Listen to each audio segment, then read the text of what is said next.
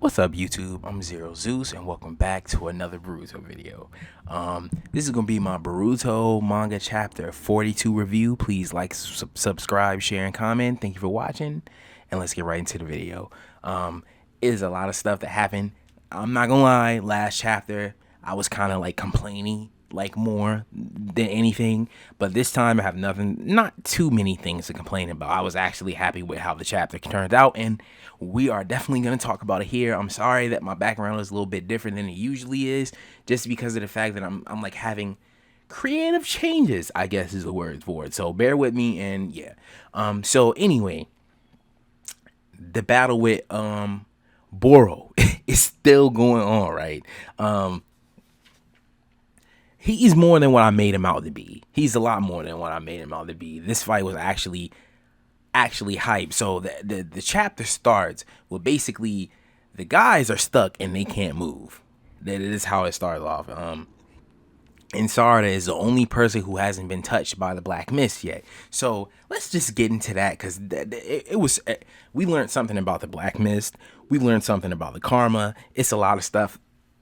So I'm just gonna break it down real fast. First of all, the black mist is a virus. It's a bunch of viruses, and they cause you to like certain symptoms like your motor functions and stuff like that. And he's using this against all these kids.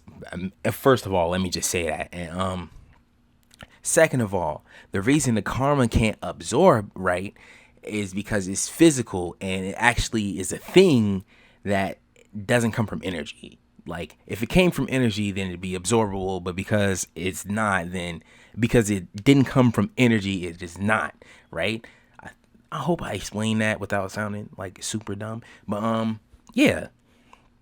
So basically, Sarada at this moment, well, I'm jumping a little bit ahead of myself, but Sarada is actually the only person who hasn't been affected by this. And meanwhile, Mitsuki, everybody, I like how Team 7, the new Team 7, everybody plays a part, right? Everybody, but I feel like this was to me, this was Sarada's chapter, to me. But anyway, basically, they're talking about who should be the captain and who they should make the leader. Also, that's another thing I wanted to talk about. It was cool how everybody agreed on Sarada, and I feel like before, like with the anime, she had just as much of a right to be a captain as Shikade did, and it's cool in their eyes. To her, they feel the same way. Like, in their eyes about her, they feel the same way. I think that's really cool. And even though Boruto contested it a little bit, this is not the time to be arguing in these life or death situations and against one of the inner members of Kara, if I'm not mistaken. I don't know if I'm wrong, please tell me. But yeah.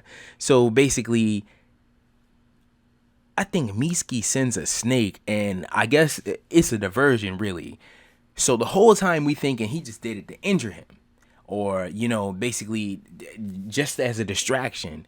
And Sarada actually goes forth after they come up with this decision that she's the captain and they should follow behind her. And when they're in the field, it shouldn't be any fight back. Everybody should be listening and following her role. And I get that. So basically, she goes after Boro, and we get to see Sarada actually use a really cool fire jutsu, and Boro actually uses the same one that he uses all the time, but it's so massive. I think it's cool. But anyway, basically, she lunges and she goes after him, and he's thinking that in this moment she's the only one who can move still. But the whole time, the snake that actually bit Boro in the beginning I guess they considered the fact that if he's using these viruses, 9 times out of 10 he has a cure or something for himself. It's some type of way that he's keeping himself safe from that, and they use his blood against them. And basically, the snake, the diversion was to get the antibodies that was in his body to counteract the viruses that he has in the air. So basically, he distributed it all through the team, and everybody was able to move the whole time. And so in this situation, Sarada is acting like a distraction, so to say. And she's already, from what I can guess, she's already got the antibodies, because she had to make it look like she was down so that he'd pick her up and make her get as close as possible, right? I definitely like the planning in this chapter. But he's holding her by her collar and she's right up in his face, right? And it's so hype because I was expecting this. I seen it coming 100 miles, but I really thought she was hurt at first too. Don't get me wrong. You know, I had to see a whole lot of the episode. I mean, a whole lot of the chapter to figure out what was actually going on. But she basically shoots him in the face with a fireball, right? But before that, this is not the fire juice that I'm talking about. I think she did something like Phoenix flame flower jutsu, something like that. And I don't know, I think that's cool. Like, they're expanding her chakra. I mean, they're expanding her jutsu, and we're seeing more that she can do. And we're seeing more problem solving strategies out of Mitsuki. And you know, I like how they make that little touch back to like Orochimaru, the fact that you know, collecting blood and samples and stuff. That's a thing that Orochimaru do. I kind of like that they did that, so I wanted to mention that. But basically she shoots him in the face with a fireball, and like I said, everybody is still agile and able to move.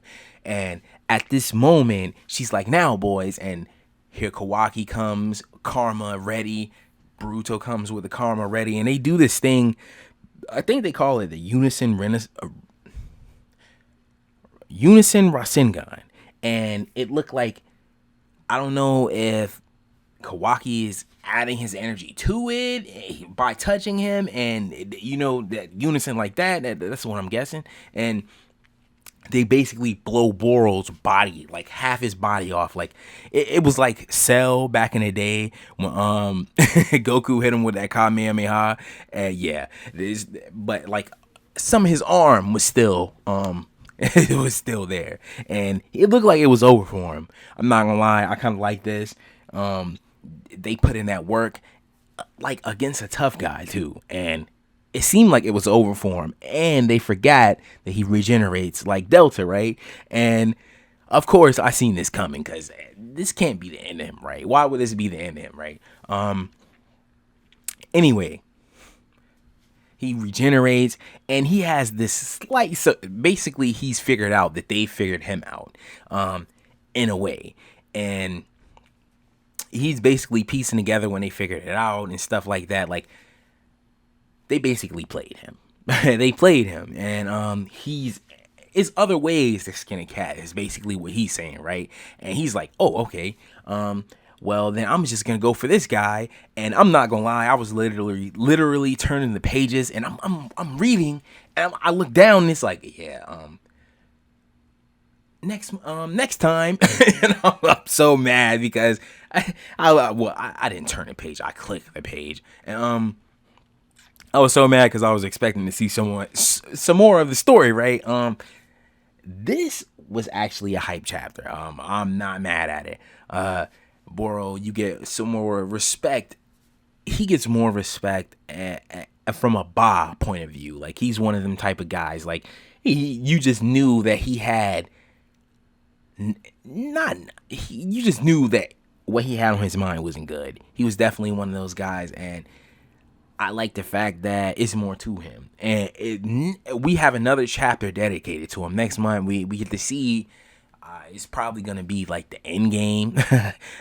No pun intended. But it's going to be kind of like the end of him. I'm guessing either he's going to go back to Kara or he's going to die.